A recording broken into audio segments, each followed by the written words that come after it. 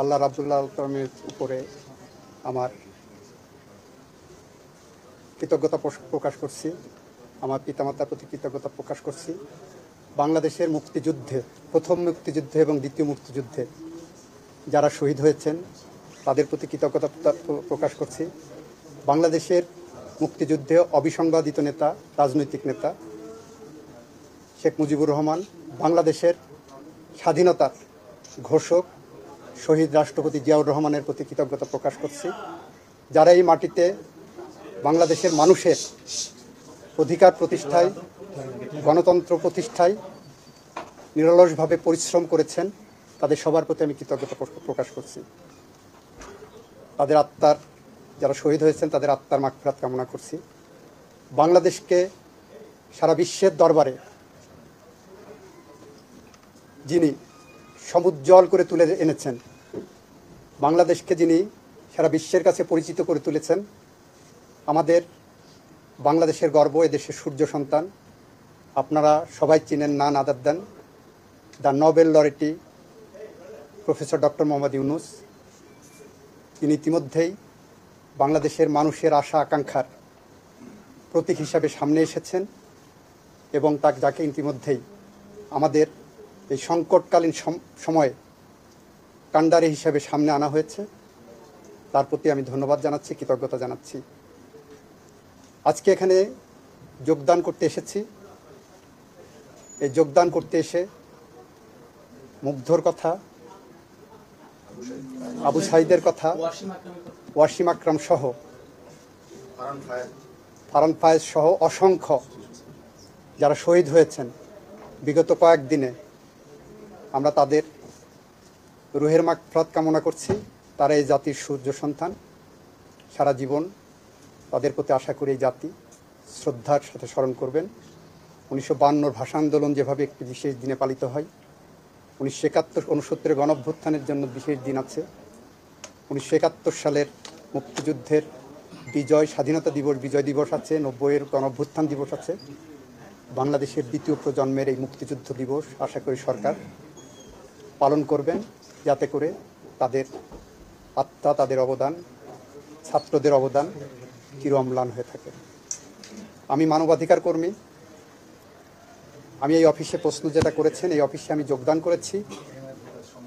আমার চেষ্টা থাকবে, আমি প্রজাতন্ত্রের প্রধান আইন কর্মকর্তা হিসাবে, অ্যাটর্নি জেনারেল ফর বাংলাদেশ, আমার চেষ্টা থাকবে এদেশের আপামর জনগণের অধিকার প্রতিষ্ঠায় এই অফিস যেন অতন্দ্র প্রহরীর মতো কাজ করে। এদেশের মানুষের অধিকার প্রতিষ্ঠার জন্য 1971 সালে যারা জীবন দিয়েছিলেন, এদেশের মানুষের অধিকার প্রতিষ্ঠার জন্য 2024 সালে এসেও যাদেরকে জীবন দিতে হয়, আমরা প্রত্যাশা করব আগামীর বাংলাদেশ হবে তাদের রক্ত ঋণ পরিশোধ করার জন্য, এবং বাংলাদেশের অ্যাটর্নি জেনারেল অফিস সেই লক্ষ্যে যাতে কাজ করতে পারেন। আমি বিশেষভাবে কৃতজ্ঞতা প্রকাশ করছি আমার প্রয়াত সিনিয়র ব্যারিস্টার সৈয়দ ইশতিয়াক আহমেদ, যিনি বাংলাদেশের দ্বিতীয় অ্যাটর্নি জেনারেল ছিলেন। আমার আরেকজন সিনিয়র বিচারপতি নিজামুল হক নাসিম সাহেব ছিলেন। যাকে এই করে এখানে ডেপুটি অ্যাটর্নি ছিলেন আদিলুর রহমান খান। আমার শিক্ষক প্রফেসর এরশাদুল বারী ছিলেন, ডক্টর আসিফ নজরুল সাহেব ছিলেন।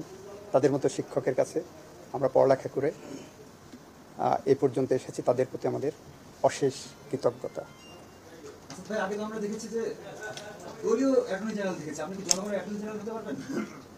এটা পার্সপেক্টিভ নির্ভর করে। প্রথম কথা হলো যে অ্যাটর্নি জেনারেল কোনো দলের না, অ্যাটর্নি জেনারেল রাষ্ট্রের। রাষ্ট্র একটা নির্দিষ্ট দল থেকে সরকার পরিচালনা করেন। সেই সরকারের কিছু এজেন্ডা থাকে, সেই এজেন্ডাগুলো যখন আদালতের সামনে আসে তখন সরকার আমার মক্কেল।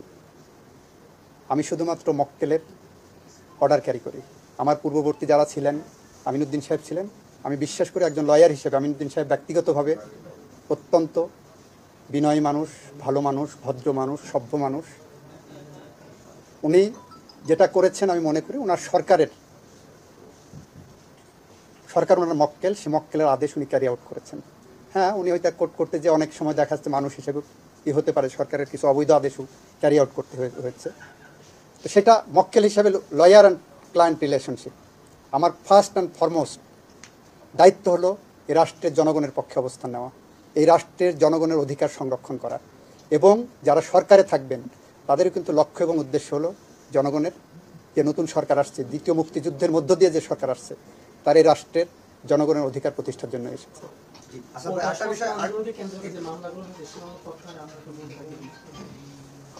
ব্যক্তিগতভাবে যদি জিজ্ঞাসা করেন, আমি ব্যক্তি অ্যাডভোকেট আসাদুজ্জামান, আমি বলবো প্রত্যেকটা মামলা প্রত্যাহার হওয়া উচিত। অ্যাটর্নি জেনারেল হিসেবে যদি জিজ্ঞাসা করেন, এটা রাষ্ট্রের পলিসি ডিসিশন, রাষ্ট্র পলিসি ডিসিশন হিসেবে আমি লয়ার হিসেবে আমাকে যে ইনস্ট্রাকশন রাষ্ট্র দেবে আমি সেই ইনস্ট্রাকশন ফলো করবো।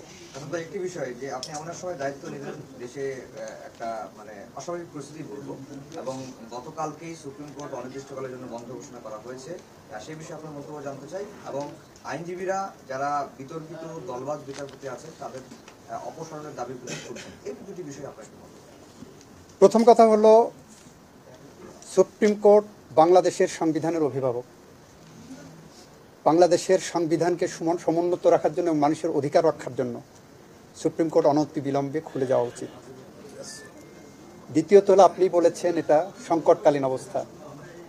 দ্বিতীয় মুক্তিযুদ্ধের মধ্য দিয়ে যে বাংলাদেশ আমরা পেয়েছি, এই বাংলাদেশের যারা কাণ্ডারি হবেন, যারা দায়িত্ব নেবেন, আপনারা ইতিমধ্যেই শুনেছেন যে আজকে রাতেই হয়তো শপথ, বাংলাদেশের কাণ্ডারিরা সিদ্ধান্ত নেবেন কোন প্রক্রিয়ায় দেশ চলবে, কী প্রক্রিয়ায় এই দেশটাকে এগিয়ে নেওয়া হবে, এবং সেই প্রক্রিয়ার মধ্যেই যদি ওনাদের কোনো সংস্কার থাকে, সুপ্রিম কোর্টের যারা বিচারপতি মহোদয়রা আছেন তারা তাদের সাথে কথা বলে এই প্রক্রিয়াগুলো নির্ধারণ করবেন। সেখানে যদি আমার কোনো অ্যাডভাইস লাগে আমি চেষ্টা করব তাদেরকে সহযোগিতা করব। দুর্নীতিবাজ এবং দলকানা বিচারপতি যেটা, এটা রাষ্ট্রের যারা নীতি নির্ধারক তারা দেখবেন। আমি সুপ্রিম জুডিশিয়াল কাউন্সিলও গঠন করতে পারি না, আমি কোনো বিচারপতিকে অপসারণও করতে পারি না। আপনারা যে অভিযোগগুলো করেছেন সেগুলো নিতান্ত অভিযোগ। নিশ্চয়ই যারা ক্ষমতা নেবেন, যারা শপথ নেবেন, ক্যাবিনেট ফর্ম করবেন, তাদের কাছে এই তথ্য আছে বা যাবে, তারা সেই অনুসারে ব্যবস্থা নেবেন। নিশ্চয়ই সেই মামলা মিথ্যা মামলা। যদি আমাকে জিজ্ঞাসা করেন, প্রথম কথা আবারও বলি, অ্যাডভোকেট আসাদুজ্জামান হিসেবে আমি মনে করি, একজন মানবাধিকার কর্মী হিসেবে মনে করি, প্রত্যেকটা মিথ্যা মামলা সরকার প্রত্যাহার করা উচিত। এটা হলো আমি লয়ার হিসেবে।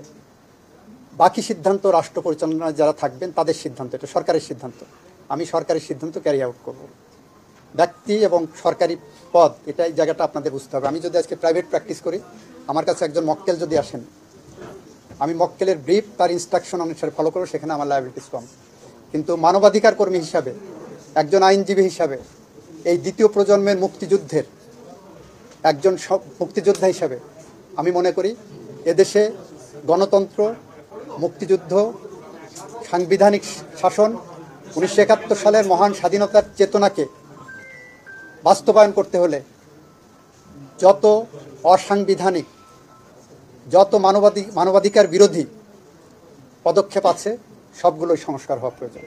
আর সেটা যদি না হয়, তাহলে বাংলাদেশে 1971 সালে মুক্তিযোদ্ধাদের রক্তের সাথে বেইমানি করা হবে, 2024 সালে দ্বিতীয় প্রজন্মের মুক্তিযোদ্ধাদের সাথে রক্তের সাথে বেইমানি করা হবে।